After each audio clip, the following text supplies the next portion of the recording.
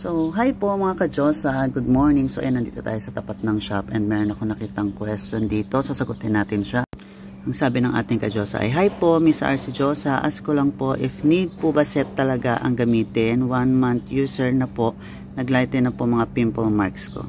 So, hi po mga ka-Diyosa. So, okay lang daw ba kahit peeling lotion lang yung ginamit niya or dapat daw ba ay yung SCD peeling set talaga yung bibili natin kapag sa face po natin siya gagamitin. Pero base rin sa ating ka-Diyosa ay almost 1 month niya nang ginamit ito sa face niya and peeling lotion na yung ginamit niya pero natuyot pa rin and naglighten yung mga pimple marks niya. Well, honestly mga ka-Diyosa, as you can see naman po sa ating peeling set, so ayan box lang yung hawak ko, peeling set, ang main product pa rin naman po ng ating peeling set ay yung ating pong SCD Peeling Skin Lotion.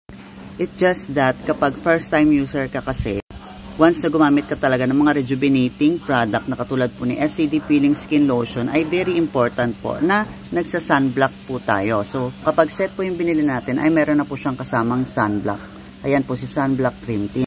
So, very important po na nagsa-sunblock tayo once na nagre-rejuve tayo ng skin natin.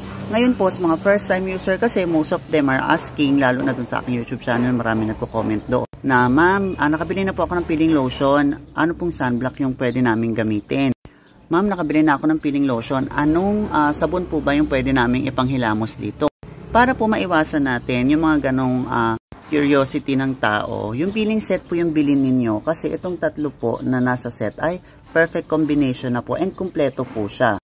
Hindi na po tayo mahihirap maghanap ng sabon or sunblock na pwede nating i-combine kay SCD Peeling Skin Lotion kapag gagamitin natin siya sa face natin kasi nandito na po siya lahat and also tested na po ang tatlong product na ito na laman ng ating SCD Peeling Set para gamitin po sa ating mukha.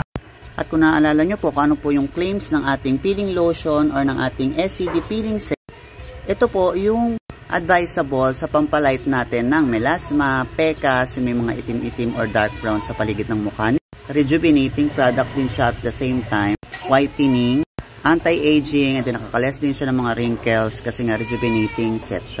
So ngayon mga ka-Diyosa, as you can see, si Kojic Dark Soap po, usually yung mga ganyang Kojic po ay nakakatulong po talaga yan sa rejuvenating process ng mga rejuvenating set. Kung mapapansin nyo, lahat ng rejuvenating set ay mostly Kojic Soap po yung nakasama.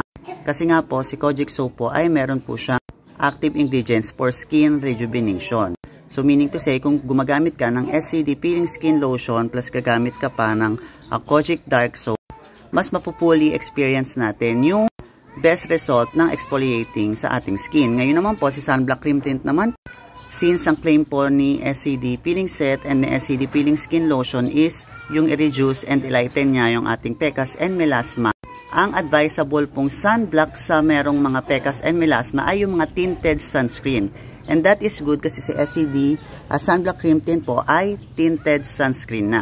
Kaya hindi na po kayo mahihirapang maghanap kung ano po ba yung combination na gusto nyong isabay sa ating SCD Peeling Skin Lotion.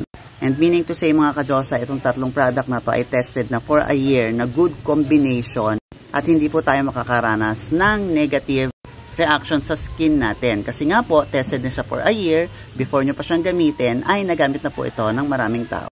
However, kung almost 1 month ka na gumagamit ng SCD Peeling Skin Lotion lang at least set yung nabili mo and then nag-work pa rin siya ng maayos sa skin mo, that is good ka-Diyosa. At least nakatulong pa rin siya sa mga skin problem mo. So, yun lang mga ka-Diyosa and have a great day. Bye-bye!